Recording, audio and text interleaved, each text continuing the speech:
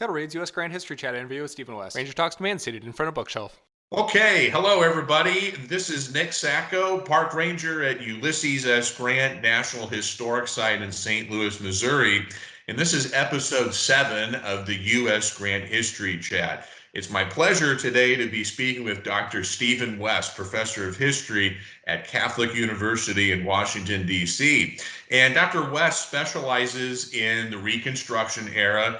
In an earlier interview, I learned that you had studied with Dr. Barbara Fields and Dr. Eric Foner, some pretty heavy hitters in the Reconstruction world. And in a few years, you'll be working on and we'll have a book about the 15th Amendment coming up in the future. So with the 150th anniversary of the 15th Amendment coming this year in 2020, I wanted to have Dr. West come on to the program here and tell us a little bit about the amendment and Grant's relationship with it. So thank you, Dr. West, for being with us. And to kick off the conversation, I wanted to talk a little bit about the 15th Amendment and this concept of a universal right to vote.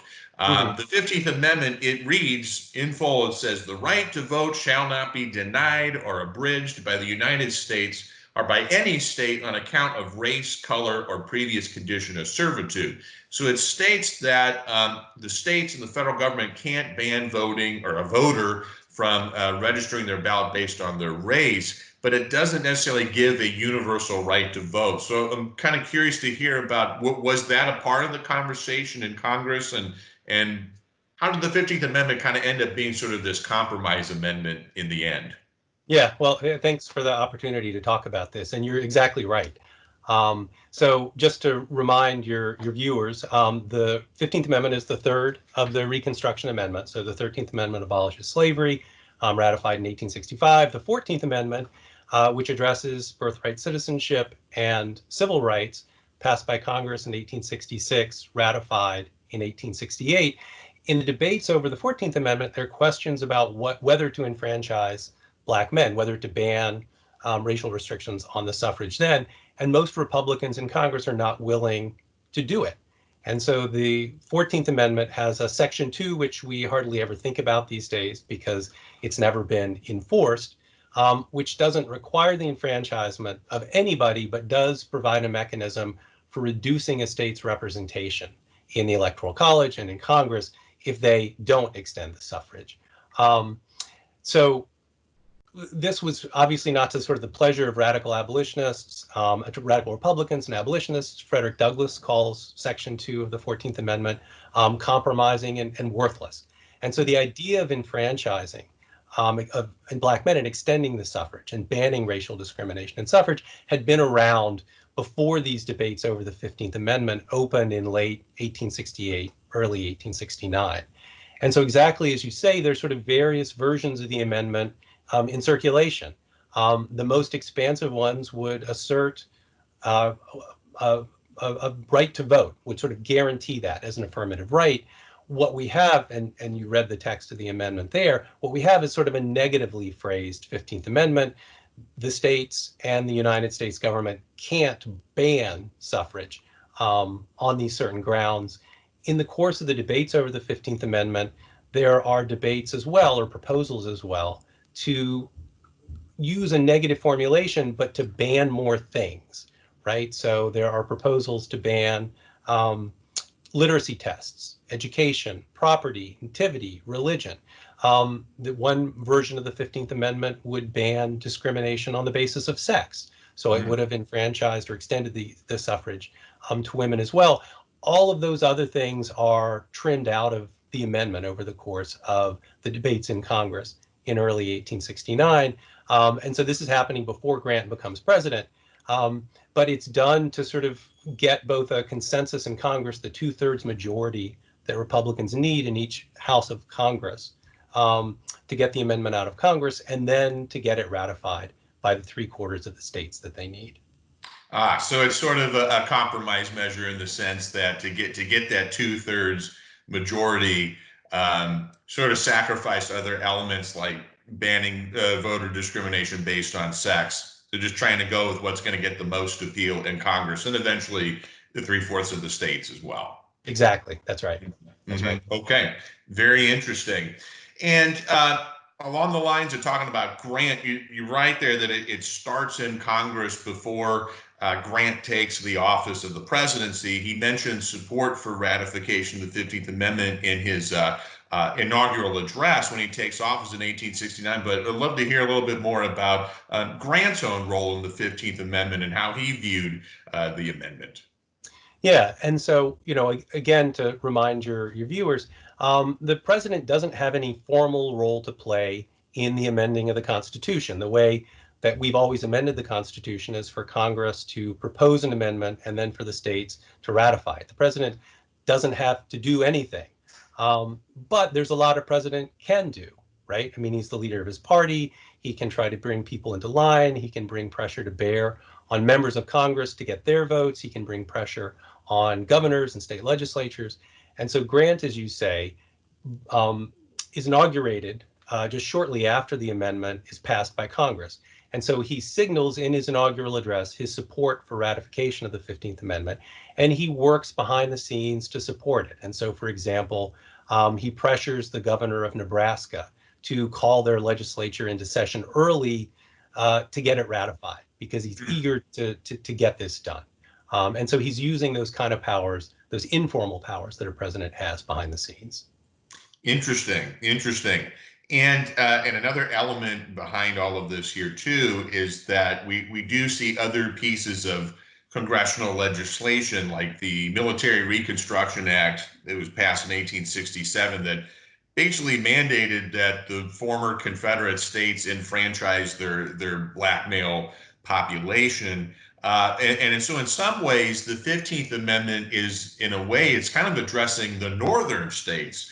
A lot of northern states put black suffrage on their state referendums or what have you, and in most cases, it failed. And in some ways, the North was sort of the last part of the country to enfranchise black males in the North. So, kind of, what was sort of the role of trying to get northern states on board with the 15th Amendment? If you kind of speak to how the relationship between the amendment and the northern states as well. Yeah, and so that's one of the issues here.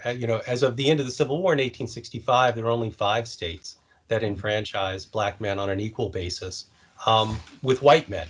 And so, there are a number of referenda, as you suggested, in the late 1860s, and they're almost always defeated. A couple of them passed, but they're almost all defeated.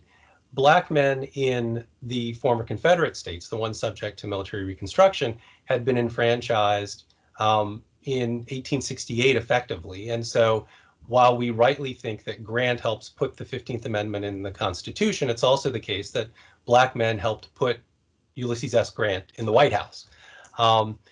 But the 1868 election also showed, a number of challenges or sort of uncertainties about the kind of future fate, both of black suffrage in the North, but especially in the South. There's widespread election violence by the Ku Klux Klan and other groups.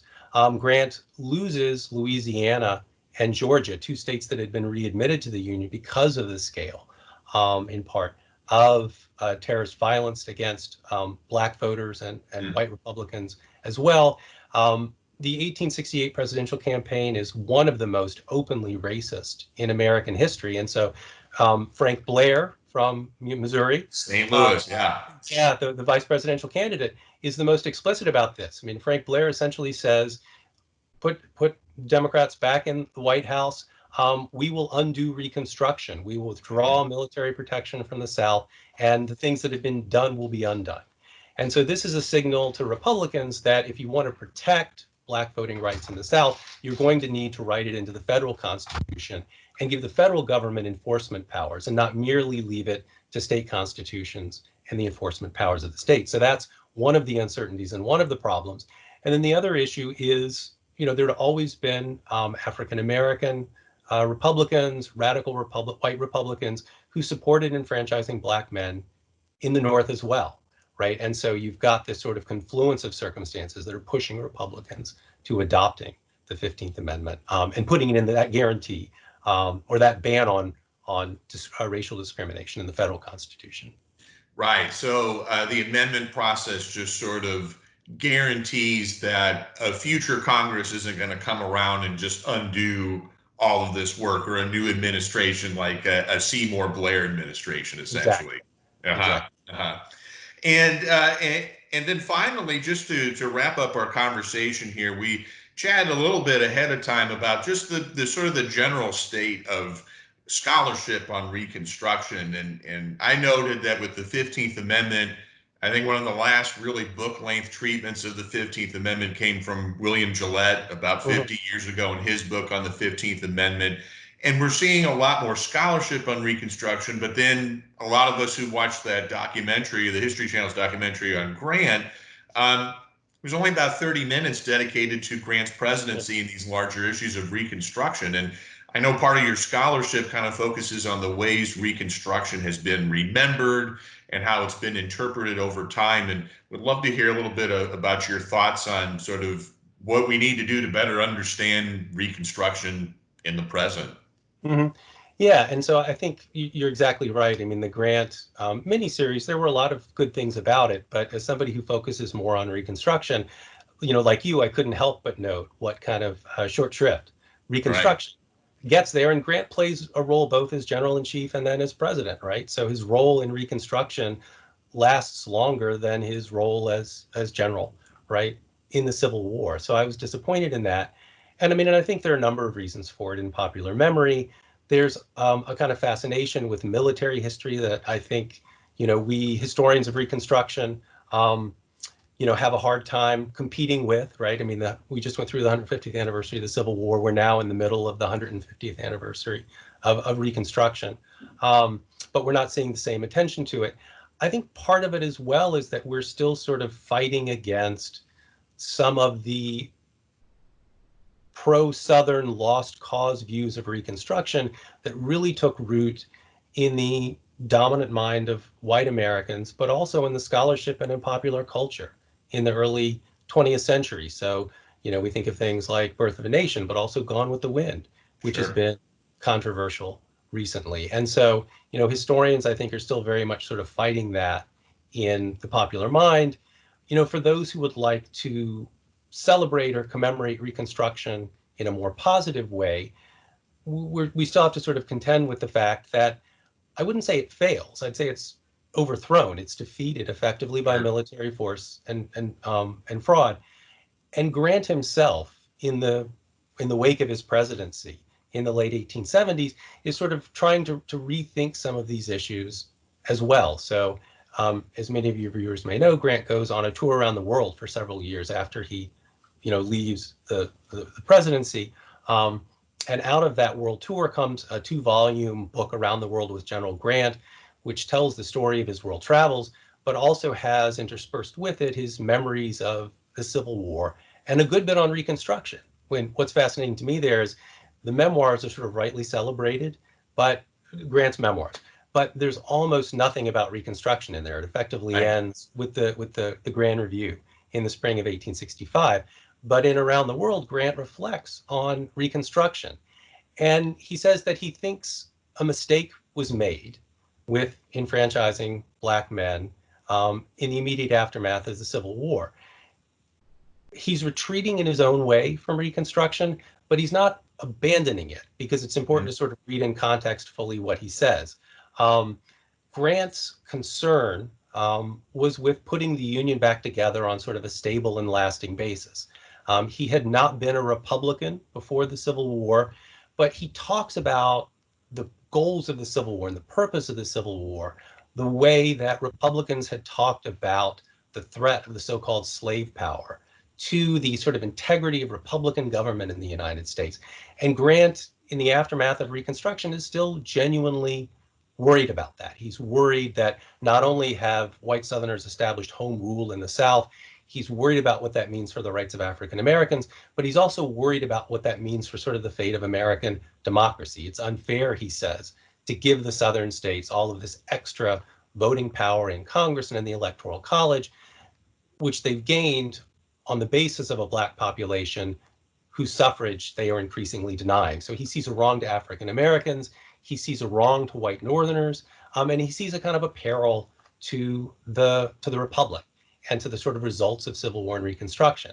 And white Southerners would dismiss this as quote unquote bloody shirt rhetoric, trying to sort of relive or revive sectional animosities for political purposes. But Grant is, I think, a really genuine way worried about what the results of the war have been, and what happens in the United States and to the sort of Republican experiment if these rights are denied. Fascinating, and maybe in a way, it's sort of a warning sign of what could happen with an empowered white South that is essentially disenfranchises black population, and really sort of thrown out the 15th Amendment as constitutional law, and what might happen. And it's sort of a precursor to what will happen later on in the rise of the Jim Crow era, in a way. Yeah, yeah, very much so. And you know, the other thing to remember, Grant is these reminiscences of Grant's come out in a book that's published in 1879, 1880. You know, Grant would like to be, or won't say that he doesn't want to be president again, right? He's the leading contender at the Republican convention. So I think we can sort of both take these as his sincere views, but he's also sort of pitching this to an important part of the Republican faithful in 1880. So it's both a reminiscence, if not quite an as told to memoir, but also a kind of campaign document. Absolutely, and I tell people too, when we talk about the around the world with General Grant, he knows what he's saying there, and it was in the written record for several years before he died. So you'd have to think it was pretty reflective of how he felt about things, because you know, it was out there in the world, so to speak, and Grant didn't criticize the book, so it's pretty reflective of where his thinking was at that time. Yeah, yeah, and Grant, you know, in that book, although he says enfranchisement of black men had not worked out as he and the framers of the policy had wanted, he's also quite clear that the bad guys in the stories that he's telling are the ex-Confederates. He says, look, I've done everything I can do to conciliate them. I was willing to meet them halfway. They won't move. They won't do what we expect them to do, which is to accept in good faith the results of the war as written into the 13th, 14th, and 15th Amendments. They talk conciliation, but they don't really mean it, Grant says. Man, fascinating stuff, and it's a wonderful summarization of Grant's where he's thinking at the end, after his presidency concludes. So this has been really fantastic, Dr. Stephen West. Thank you so much for being with us today. If we want to learn more about your scholarship, where can we find you? Well, I'm on Twitter. It's Stephen A. West. Stephen A. West. It's my handle. I've also got an article coming out talking about some of these issues about the sort of memory of Reconstruction in the 1880s in the Journal of the Civil War Era in December of this year. Fantastic. Well, that's great. We'll look forward to reading that. And thank you to Dr. Stephen West for being with us today. Thank you. Yeah, my pleasure. Thanks so much. All right.